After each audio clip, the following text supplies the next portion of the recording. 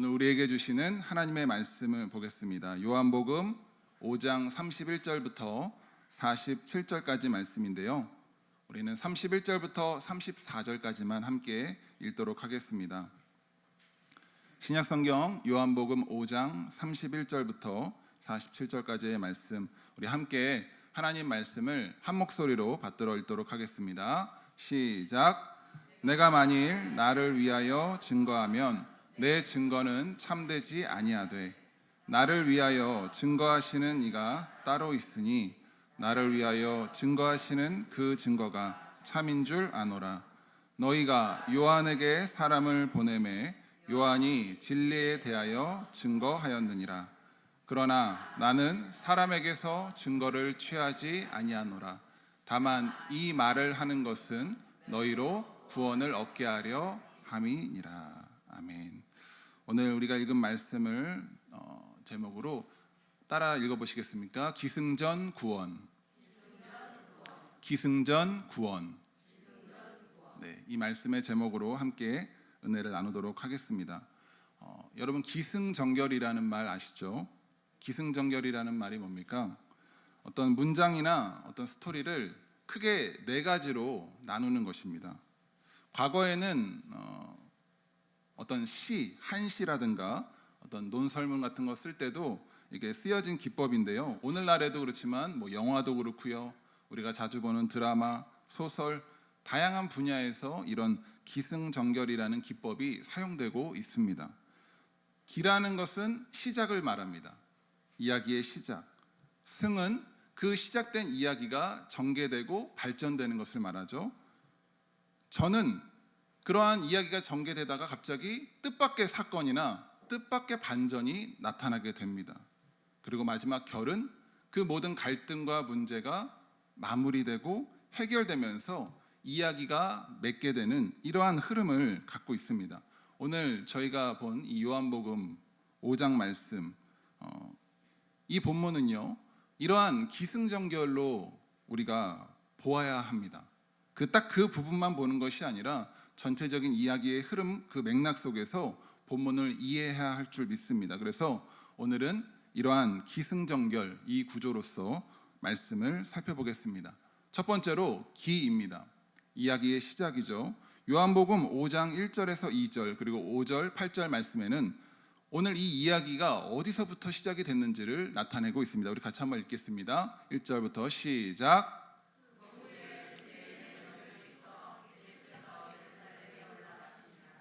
예루살렘에 있는 양문 곁에 히브리 말로 베데스다라 하는 못이 있는데 거기 행각 5이 있고 거기 38년 된 병자가 있더라. 예수께서 가라사대 일어나 내 자리를 들고 걸어가라 하시니.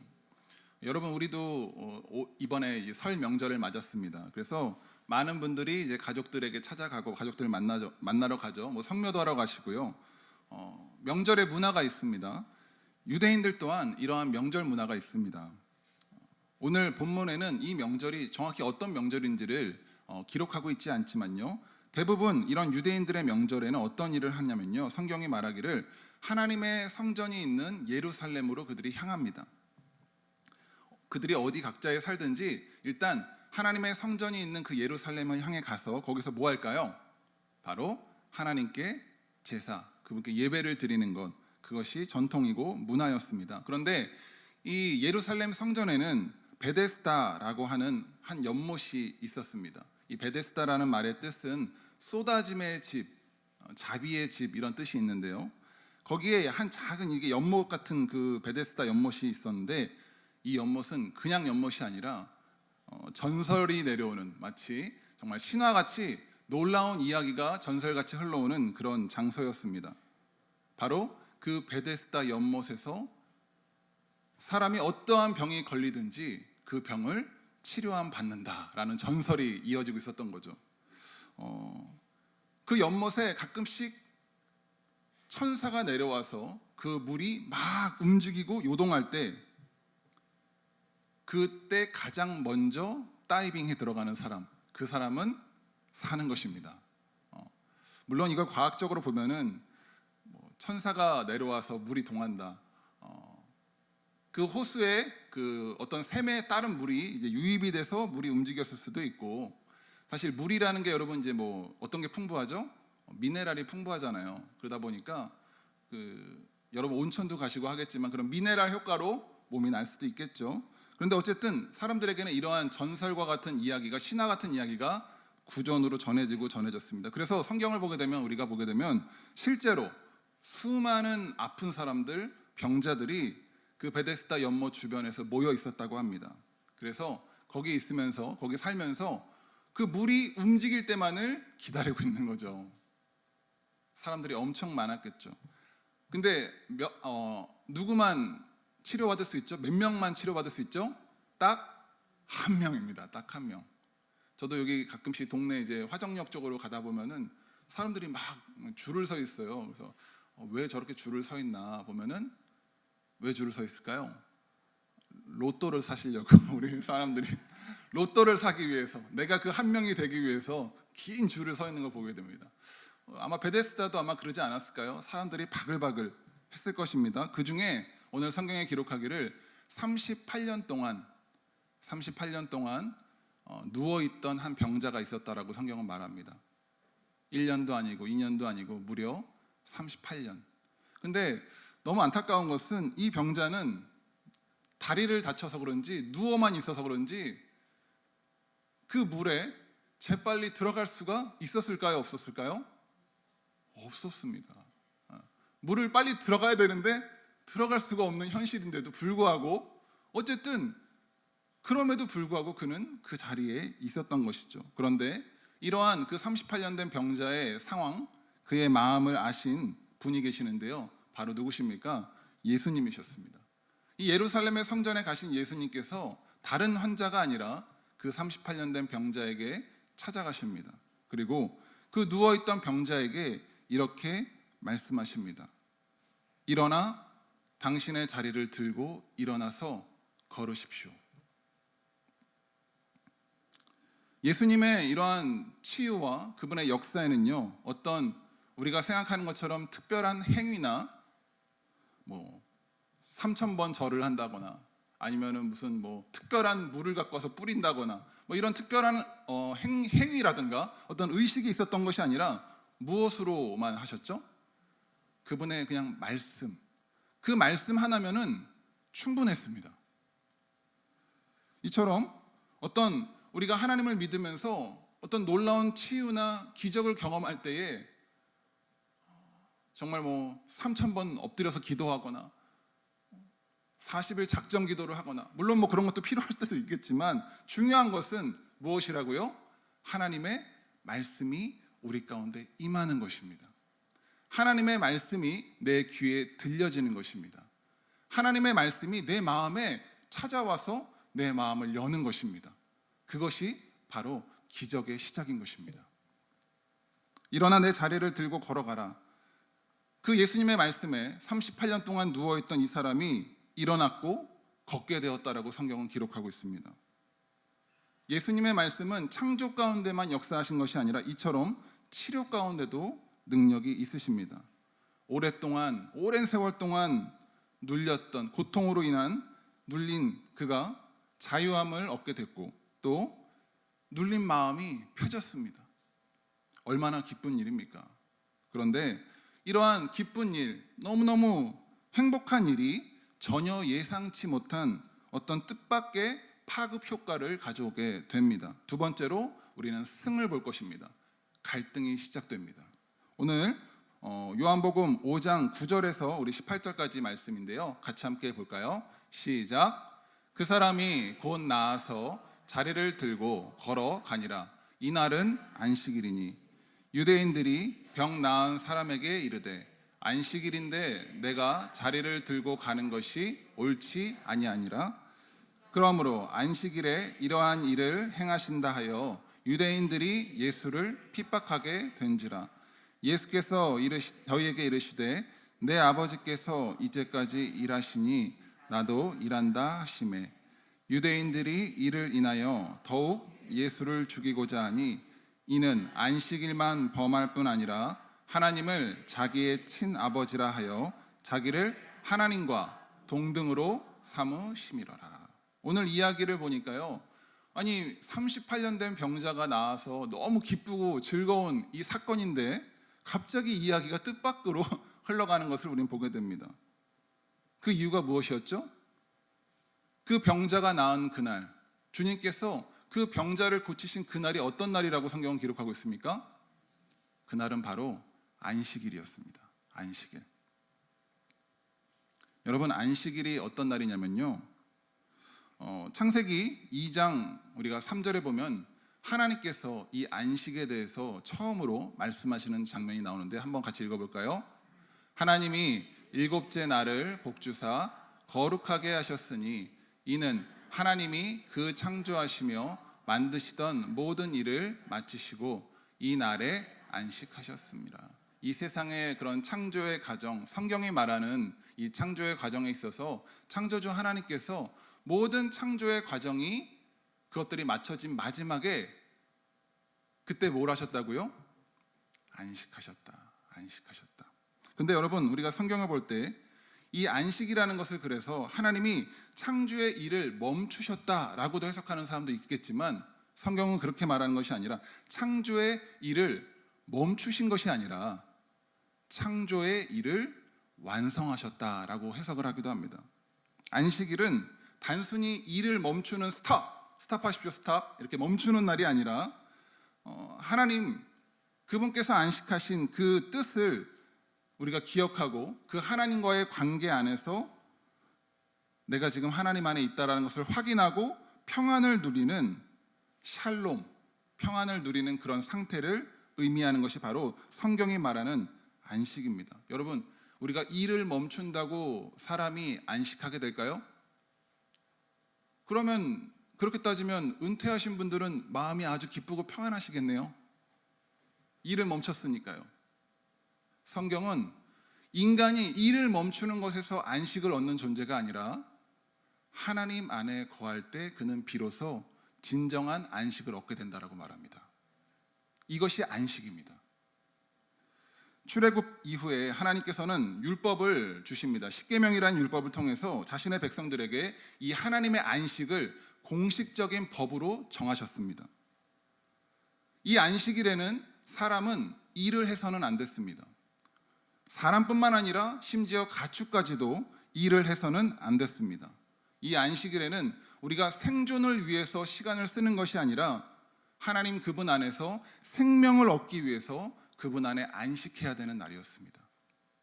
구약에서는 이러한 안식일, 출애굽기 우리가 말씀을 보니까요, 이 안식일에 대해서 말하면서 인간이 하나님 안에 거하면서 그분을 신뢰하는, 그분을 의지하는 것을 방해하고 못하게 막는 저와 여러분의 마음 가운데 분주함과 여러 가지 번민과 걱정과 근심을 가져다 주는 그 일을 하는 것을 막는 것, 하지 말라라고 하는 것. 근데 성경은 그 일이 무엇인지에 대해서는 하나님은 구체적으로 말씀하시지 않았습니다. 너희는 안식일에 일을 하지 말라라고 하셨는데 그 일이 무슨 일인지를 정확하게 말씀을 안 해주셨습니다. 그래서 이러한 하나님의 말씀에 대해서 성경의 랍비들, 그 당시의 학자들은 이것이 과연 무슨 일에 대한 것인가를 연구하고 고민해서 그것들을 공부해서 기록합니다. 그것이 구전으로 이어집니다. 그것이 미시나라라는 유대인들의 핵심 경전이라는 것입니다.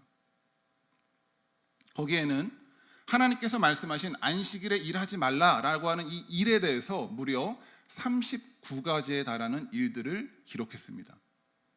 제가 다 말씀은 못 드리겠지만 몇 가지만 말씀드릴게요. 안식일에 하지 말아야 될 일, 미시나에 기록된 경전에는 이렇게 기록하고 있습니다. 첫 번째, 밭을 갈지 말아라. 두 번째, 씨를 뿌리지 말아라. 세 번째, 양털을 깎지 말아라. 세탁을 하지 말아라. 사냥을 하지 말아라. 글자를 2글자 이상 쓰지 말아라.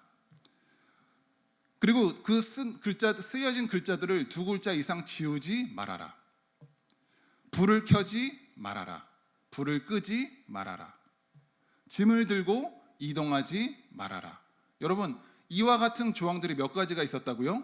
39가지. 이걸 누가 만들었다고요? 랍비들이요.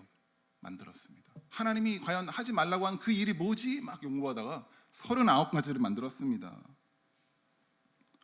오늘 우리가 보았던 이 성경에 안식일에 38년 된 병자, 누워있던 자를 고치셨습니다.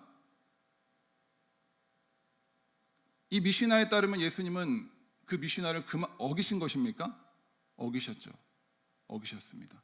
이 병자 또한 어겼습니다. 왜냐하면 자리에서 이동하지 말라 그랬는데 자기가 누워있던 그 돗자리를 끌고 이동했거든요. 자기가.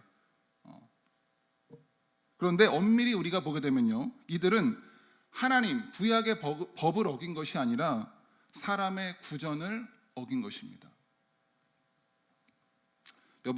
현대 유대인들은요, 아까 제가 말씀드린 이 미시나, 이 경전, 그 중에서도 샤바트라고 하는 이 안식일에 대한 규칙, 39가지의 규칙을 오늘날에도 적용해서 지킵니다. 그래서 유대인들 여러분 가보시면 유대인들 그 지역에는 안식일에 탈 수 있는 안식일용 엘리베이터가 있습니다. 왜 그럴까요? 버튼을 누르면 안 되기 때문입니다. 그래서 그 안식일용 엘리베이터는 자동으로 매 층마다 서고 매 층마다 내립니다. 스마트폰 메시지 보내는 거 2글자 이상 쓰지 말라 그랬잖아요. 안식일에는 스마트폰도 금지됩니다. 그렇게 지킵니다. 여러분, 사람은 이와 같이 하나님의 뜻과 상관없이 자기 스스로가 자기 스스로를 규정하고 얽매려고 하는 습성이 있습니다. 율법은, 하나님이 우리에게 주신 율법은 우리로 하여금 하나님의 사랑 안에 거하기 위함입니다. 그분의 사랑을 알 수 있도록 하기 위해서 존재하는 것이 율법입니다. 내가 하나님 뜻이 있지만 그 뜻대로 살 수 없는 존재구나. 하지만 그런 나를 하나님이 사랑하시는구나. 그럼에도 불구하고 그 하나님이 나를 잊지 않으시는구나. 이러한 하나님의 사랑을 확인할 수 있도록 존재하는 것이 바로 율법입니다. 부모님이 자녀들에게 숙제를 내줄 때 너 이거 숙제해라 라고 하는 이유가 자녀의 그 실력을 더 낮게 상승시켜 주려고 하는 것 아니겠습니까? 자녀를 그 수학 문제 푸는 기계로 만들려고 너는 기계가 돼야 돼 라고 해서 자녀에게 숙제를 주겠습니까? 그렇지 않습니다. 교회에서 가장 무서운 사람이 누굴까요? 과거에 폭력 전과가 있는 사람이 교회에서 제일 무서울까요? 아니면 교회에 나온 지 얼마 안 되시는 초신자분들, 말씀을 한 번도 보지 않은 그런 초신자분들이 무서울까요? 우스갯소리로 하는 말이지만 교회에서 가장 무서운 사람은 바로 40일 새벽 기도하신 분들입니다. 성경을 1년에 3독 이상 하시는 분들입니다. 아침부터 저녁까지 주일, 아침부터 나와서 저녁까지 쉬지 않고 계속 봉사하시는 분들입니다. 왜 그랬을까요? 왜 그분들이 무서울까요? 하나님으로부터 우리가 어떠한 일을 할 때 그분으로부터 은혜와 만족을 누리는 것이 아니라, 얻는 것이 아니라 스스로가 혹은 누군가를 통해서 자신의 만족을 얻고자 하는 그러한 사람의 모습이, 우리의 모습이 있기 때문입니다. 하나님의 말씀이 아니라 이처럼 사람의 구전을 믿고 그걸 가지고 사람을 판단하고 정죄하는 이러한 자들, 성경은 다른 말로 이러한 사람들을 율법주의자라고 말합니다. 율법주의자. 이러한 율법주의자들에 의해서 많은 논쟁들이 생기죠. 오늘 성경에 기록한 예수님과의 논쟁뿐만이 아니라 교회에도 마찬가지입니다. 과거 교회에는 아주 큰 논쟁이 있었죠. 무엇입니까? 교회 바닥에 카페트를 빨간색으로 할 것이냐 아니면 초록색으로 할 것이냐. 이 문제를 가지고 빨간색으로 할지 초록색으로 할지의 문제를 가지고 성도들이 갈리고 다투고 싸우고 결국은 교회가 쪼개지기까지도 하는 그런 놀라운 일들이 벌어졌습니다. 빨간 카페트를 깔아야 될까요? 초록 카페트를 깔아야 될까요? 어떤 카페트를 깔아야 되겠습니까? 그 카페트를 까는 이유가 뭡니까? 우리가 신앙생활을 하는 이유가 뭡니까? 그 안에 담겨진 의미는 무엇입니까? 그 안에 담겨져 있는 의미와 뜻보다는 보여지는 모양, 형태를 더 중요하게 생각하는 것. 이것이 율법주의자들의 특징입니다. 무슨 마음으로 내가 봉사를 하는지, 무슨 마음으로 예배를 하는지가 중요하기보다는 얼마나 많은 봉사를 하는지, 얼마나 많은 시간을 기도하는지, 그게 더 중요합니다. 원수마귀 사단은 신자로 하여금 하나님께서 우리에게 허락하신 이러한 율법들, 그분의 모든 은혜들을 우리로 하여금 누리고 그것들을 먹고 성장하게 하려는 이러한 하나님의 마음과 뜻을 오해하게 해서 그저 문제를 잘 풀면 되는 기계로 만들려고 합니다.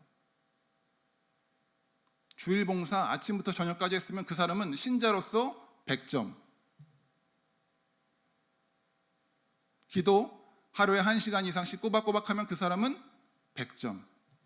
이렇게 문제를 잘 푸는 기계, 그 문제를 왜 해야 되는지, 풀어야 되는지를 모르는 채 그 문제만 드립다 죽어라고 푸는 그런 공부 기계들 만들어버리는 것이죠. 신앙의 기계들.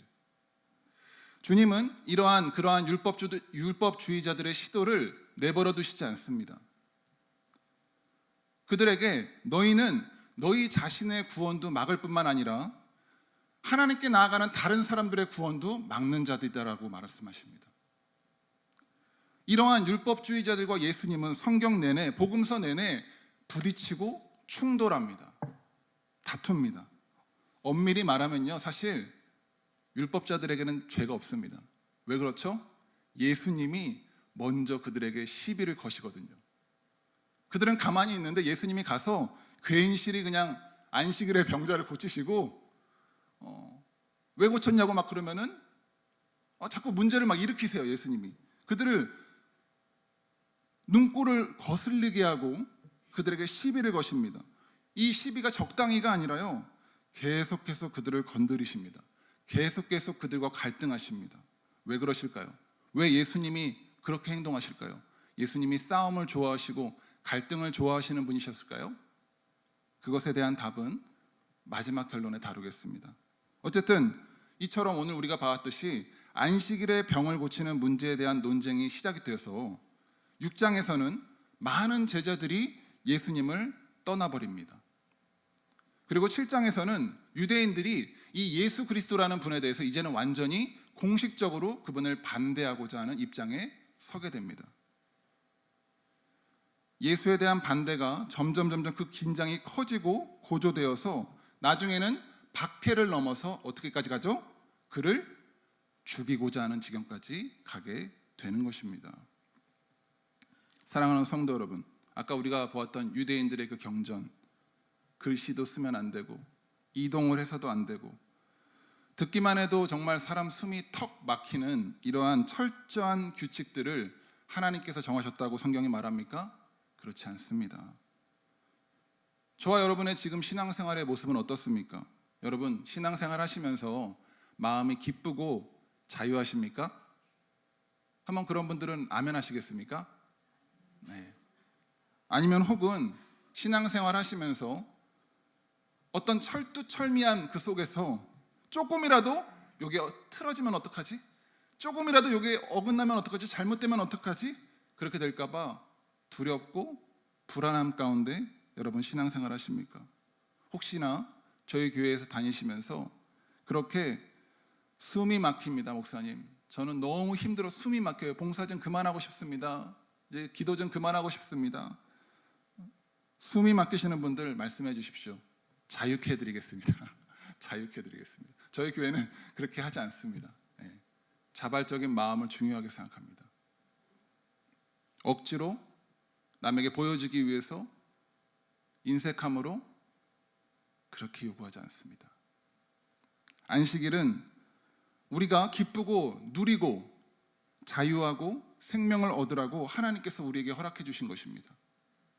성경에 하나님께서 우리에게 하라고 하신 모든 것들이 다 그렇습니다. 우리가 말씀 보는 것, 우리가 기도하는 것, 우리가 그분을 찬양하는 것, 전도하는 것, 우리가 그분께 예물을 드리는 것, 섬기는 것, 그 모든 것들이 다 우리로 하여금 너희가 기쁘고 자유롭고 생명을 얻고 복을 얻으라고 하나님께서 우리에게 허락하신 것들입니다. 이러한 것들을 믿고 그 의미를 우리가 기억하고 자유함 가운데 신앙생활을 하시는 저와 여러분 되시기를 주님의 이름으로 소망합니다. 세 번째로 전입니다. 갈등이 고조되었고 그 다음에 어떠한 반전이 일어나게 됩니다. 21절에서 23절 말씀을 같이 읽겠습니다. 시작.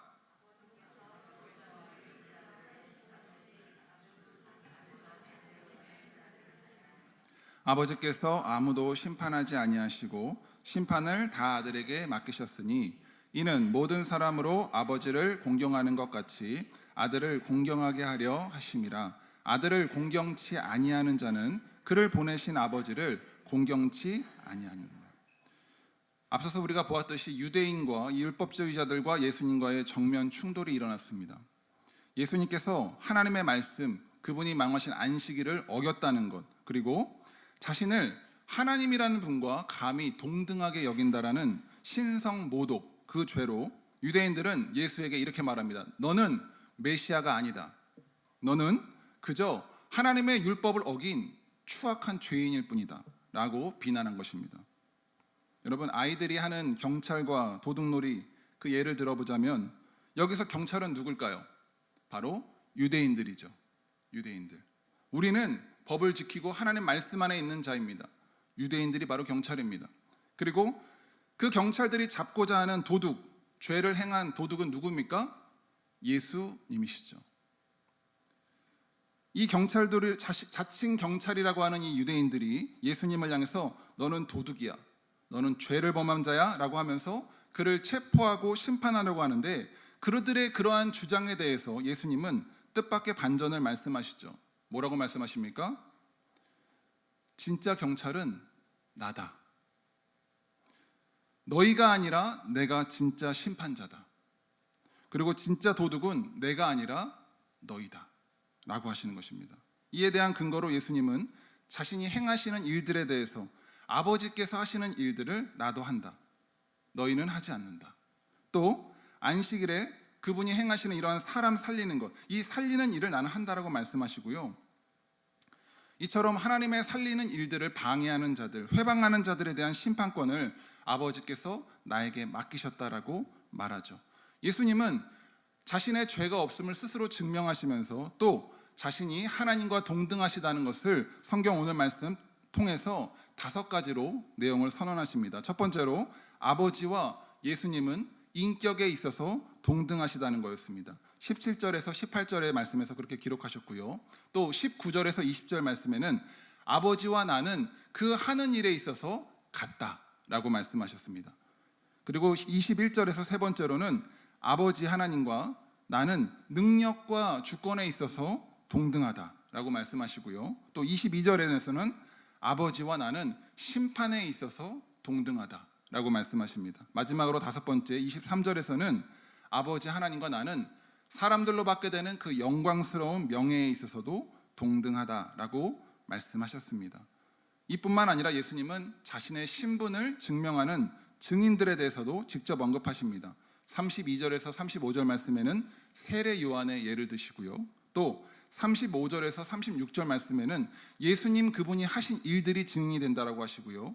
37절에서 38절에서는 하나님 아버지께서 나의 증인 되신다라고 말씀하시고요. 39절에서 47절에서는 성경이 나에 대해서 증언한다라고 말씀하십니다. 여기서 성경은 구약 성경을 말하죠. 구약 성경. 어쨌든 이 사건의 반전, 누가 경찰이고 누가 도둑이냐라는 이 사건에서 성경을 통해서 유대인들은 우리가 경찰이고 너는 도둑이다라고 했지만 진짜 안식일을 범한 자는 사실 예수님이 아니라 바로 예수님을 손가락질하는 그 유대인들이었다는 것.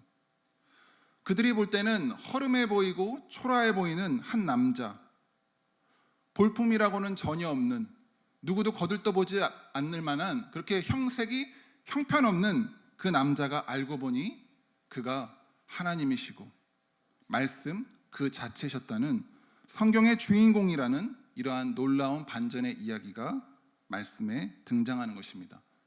마지막으로 4번째 결에 대해서 보겠습니다. 이야기의 결말입니다. 오늘 말씀 31절부터 34절 말씀을 우리 같이 함께 읽겠습니다. 시작. 내가 만일 나를 위하여 증거하면 내 증거는 참되지 아니하되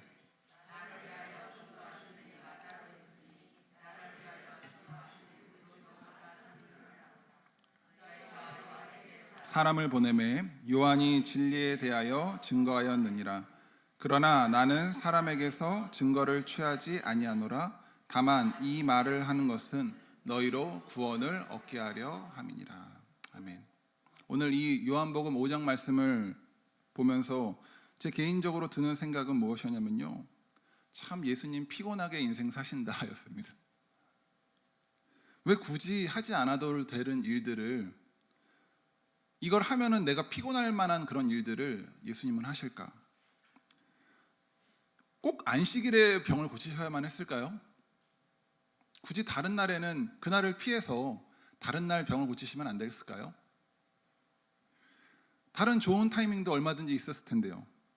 또 자신을 공격하는 그 유대인들의 공격에 대해서 그냥 미안합니다, 제가 오늘이 안식인 거 깜빡했습니다, 기억이 잘 안 납니다, 제가 요즘 좀 잠을 설쳐서 기억이 잘 안 납니다, 그냥 대충 변명하면 안 됩니까? 적당히 넘어가면 안 될까요? 그냥 그렇게 사과하고 넘어가면 안 될까요? 어차피 이 지금 예수님을 공격하는 이 사람들은요, 성경이 말하기를 그들은 예수님의 이야기를 들을 생각도 받아들일 마음도 없는 사람들입니다. 그러한 사람들을 대하면서 말씀이 그 안에 머물지도 않고 하나님을 사랑할 마음도 없고 하나님의 영광을 구하지도 않는 자들인데, 그렇게 대화가 통하지도 않는 답답한 사람들 데리고 그들을 굳이 건드리시고 그들에게 굳이 이유를 설명하시고 말씀하실 필요가 있겠습니까? 예수님께서 스스로가 너무 억울하셔가지고 자신을 싫어하고 미워하는 것이 너무 슬프고 너무 억울해서 그렇게 스스로를 자기를 증명하셨을까요? 화가 나서, 억울해서 니들이 잘못했어를 인정받고 사과받고 사랑받고 싶어서 그렇게 하셨을까요? 논리적으로 상대방을 굴복시켜서 내 앞에서 무릎 꿇게 하려고 예수님께서 증언하셨을까요?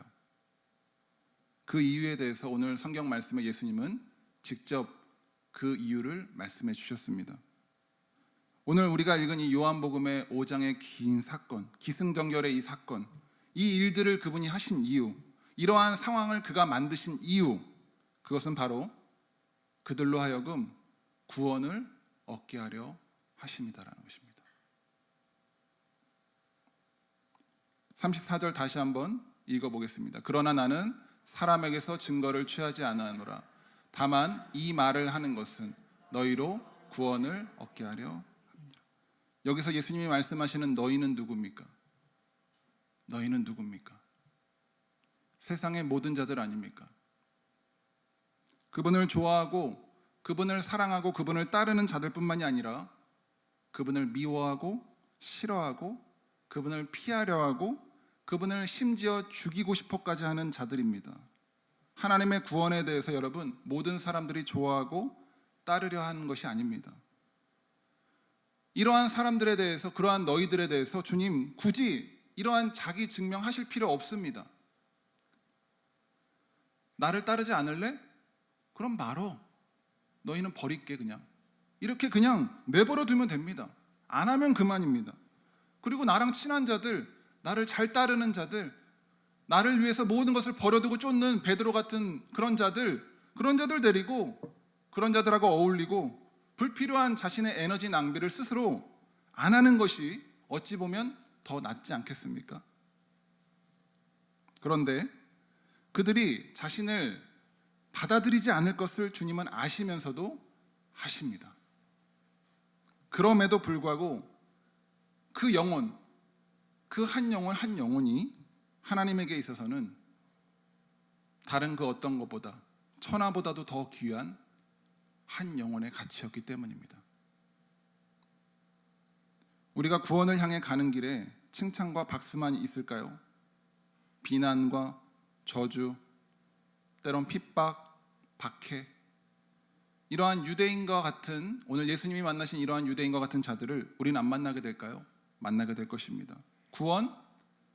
야, 너 스스로나 구원해. 누구를 구원하려고 하니? 너나 구원받아.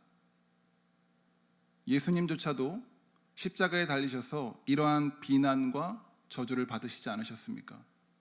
너가 진짜 하나님의 아들이라고? 너 스스로나 구원해봐. 남 구원하려고 하지 말고. 우리가 때로는 살면서 갈등을 피해야 될 때도 있지만 때로는 우리가 감당해야 될 갈등도 존재합니다. 우리가 감당해야 될 갈등, 신자가 감당해야 될 갈등, 그것은 무엇일까요? 오늘 예수님께서 우리에게 보여주셨던 것처럼 그것은 바로 구원에 관한 갈등입니다. 구원에 관한 갈등. 주님은 이 갈등을 피하시는 것이 아니라, 외면하시는 것이 아니라 그 갈등의 길, 그러한 구원의 길을 묵묵하게 걸어가시는 것입니다. 구원이라는 것은 인간의 효율성, 우리가 그렇게 따지는 가성비와는 아주 거리가 멉니다. 효율성과 가성비를 따진다면 구원이라는 것은 아주 하찮은 것입니다. 돈이 안 됩니다. 득이 안 됩니다. 나에게 이득이 안 됩니다. 그런데 성경은 우리에게 이러한 효율성, 가성비와는 아주 거리가 먼 이러한 구원이라는 것이 바로 하나님의 결론이라고 말합니다. 저와 여러분을 향한 결론, 그것이라고 말합니다. 안식일에 병자를 고치신 것도, 자신을 박해하는 유대인들에게 말씀을 하신 것도, 어떠한 상황과 어떠한 사람에게도, 환경 속에서도 저와 여러분을 살리려는, 그 유대인들을 살리려는 이러한 구원, 이것이 주님의 결론이었습니다. 기승전 구원, 이것이 성경이 말하는 저와 여러분을 향한 하나님의 최종 결말의 이야기입니다. 요한복음 3장 16절에는 다시 한번 이것을 말합니다. 한번 띄워주시겠어요? 같이 읽어볼까요? 시작. 하나님이 세상을 이처럼 사랑하사 독생자를 주셨으니 이는 저를 믿는 자마다 멸망치 않고 영생을 얻게 하려 하심이니라. 하나님이 그 아들을 세상에 보내신 것은 세상을 심판하려 하심이 아니요 저로 말미암아 세상이 구원을 받게 하려 하심이라. 나라는 존재가 과연 얼마만큼의 가치가 있을까? 여러분 궁금하십니까? 나라는 존재가 과연 소중한 존재일까? 성경은 우리에게 답을 줍니다. 가성비, 효율성과는 거리가 먼 듯한 나라는 존재, 나라는 사람의 인생. 하지만 하나님은 그러한 인생, 그러한 나라는 영혼을 위해서 최고의 것을, 가성비와 효율성이란 것과는 거리가 먼 자신의 최고, 자신의 전부를 우리에게 주셨습니다. 이러한 하나님의 모든 이 결론, 기승전 결론이 구원이라면, 여러분 우리가 신앙생활하면서 때로 하나님께서 우리에게 침묵하시거나 역사하지 않으실 때도, 그러한 상황 속에서도 여전히 저와 여러분을 살리려는 이러한 하나님의 결론, 기승전 구원의 의미가 담겨져 있다라고 우리는 봐야 될까요? 하나님 침묵하실 때도, 하나님 응답하지 않으실 때도 거기에 저와 여러분을 살리고자 하시는 하나님의 이러한 기승전 결론이 담겨 있다라고 우리는 봐야 될까요? 그렇게 봐야 합니다. 그분의 치료하심, 그분의 기적, 그분의 말씀, 때로는 그분의 거절, 그분의 침묵, 그분의 무응답, 때로는 우리에게 구체적으로 말씀하실 때도, 때로는 구체적으로 말씀하시지 않으실 때도, 이 모든 것들의 결론, 그것이 바로 저와 여러분을 살리고자 하시는 이 구원이라는 것, 성경이 우리에게 분명히 말하는 모든 것들의 결론이 바로 이 구원이라는 것을 신자는 알아야 하는 것입니다. 오늘 말씀을 정리합니다. 기승전 구원입니다.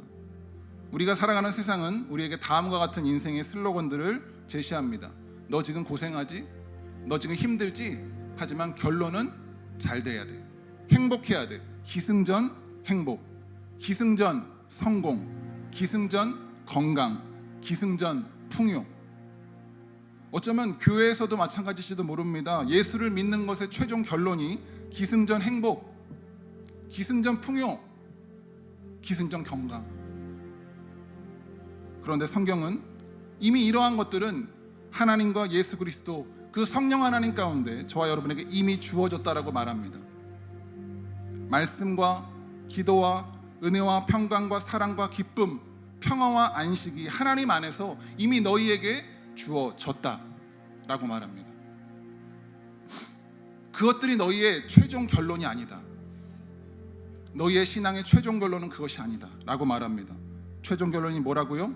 그것은 바로 저와 여러분, 내가 살아나는 것,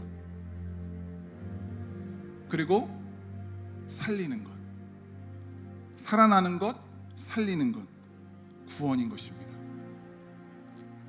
저와 여러분이 지금 고민하고 걱정하는 이들 많은 것들이 있겠죠. 이거 할까 말까, 이게 좋을까 저게 좋을까, 내가 이 일을 왜 해야 될까, 난 어느 직장을 가야 될까, 난 앞으로 어떤 인생을 살아가야 될까, 무엇을 해야 될까, 이러한 수만 가지의 고민 가운데서 오늘 성경은 우리에게 분명한 한 가지의 답을 말합니다. 그것은 바로 기승전 구원입니다.